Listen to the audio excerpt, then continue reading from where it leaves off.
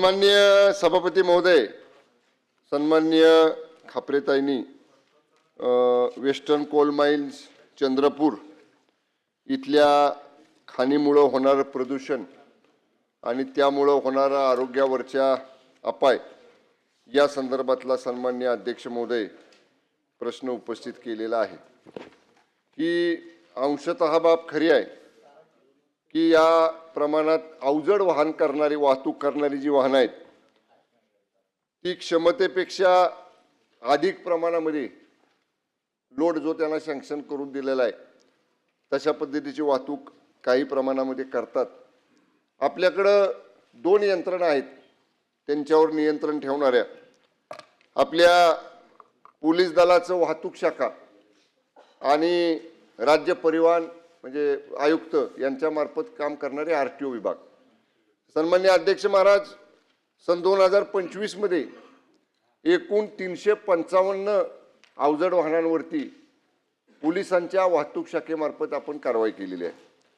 त्याचबरोबर परिवहन विभागाने आरटीओनी सन 23-24 मध्ये 179 वाहनांवर, 24-25 मध्ये 79 वाहनांवर आणि 25-26 मध्ये 122 वाहनांवर, म्हणजे दोन वेगवेगळ्या यंत्रणांमधनं जवळपास 500 पेक्षा जास्त वाहनांवर अशा पद्धतीनं आपण कारवाई केलेली आहे।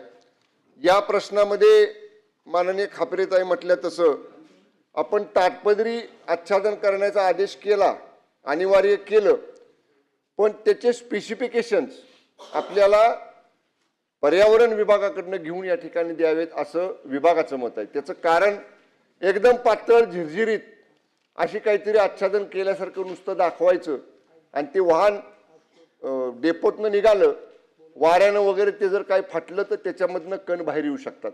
म्हणून त्याची जाडी किती असावी, त्याचं स्पेसिफिकेशन काय असावं या बाबतीत पर्यावरण विभागाकडनं आपण त्यांचं मार्गदर्शन घेऊ आणि या बाबतीत अधिवेशन संपल्यावर मी बैठक घेतोय या विभागाचा मंत्री म्हणून, ते स्पेसिफिकेशन इन्क्लूड करून त्याचं टाईट त्या जाळ्या आवळल्या पाहिजेत वरनं की जेणेकरून त्यातनं कण जाणार नाहीत। हा एक उपाय आपण करतोय।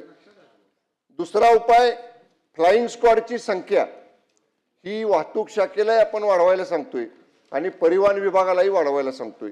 आज जवळपास 500-550 वाहनांवरती आपण कारवाई केली, पण ती दुप्पट तिप्पट कशी करता येईल यासाठीच आपण या ठिकाणी त्या बैठकीमध्ये अंतर्भूत करून सुधारित सूचना देतोय।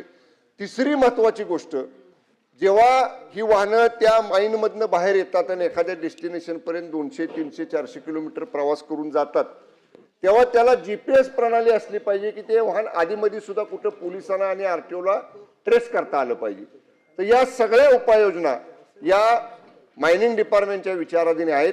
अधिवेशन संपल्यानंतर पर्यावरण विभाग, परिवहन विभाग, गृह विभाग यांची संयुक्त बैठक बोलवून या अनुषंगाने कडक उपाययोजना आपण या वाहतुकीच्या संदर्भात करतोय। नंबर 1।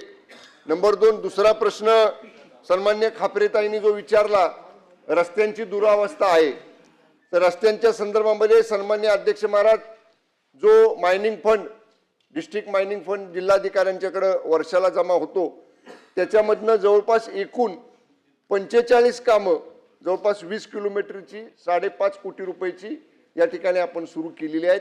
जे पाणी मारतात, जो सन्माननीय ताईंनी मुद्दा सांगितला, साईड पट्ट्या ज्या रस्त्याच्या कडेच्या आहेत ज्याच्यामुळे एखाद्या वेळी ओव्हरलोडचं वाहन पुढून वाहन आल्यानंतर खाली जातं, म्हणजे रस्त्याच्या खाली उतरून पुढे जातं, अशा वेळी त्या साईड पट्टीवरचा झुरळा उडू नये म्हणूनसाठी आपण पाणी मारण्याची व्यवस्था त्या ठिकाणी केलेली आहे। तथापि ताईंनी उपस्थित केलेला ते प्रदूषण होण्याचा मुद्दा, ओव्हरलोडचा मुद्दा, या सगळ्या बाबतीत मायनिंग डिपार्टमेंट अतिशय गंभीरपणानं अधिवेशन संपल्या जॉईंट बैठक घेऊन कडक उपाययोजना याच्यावर आपण करू।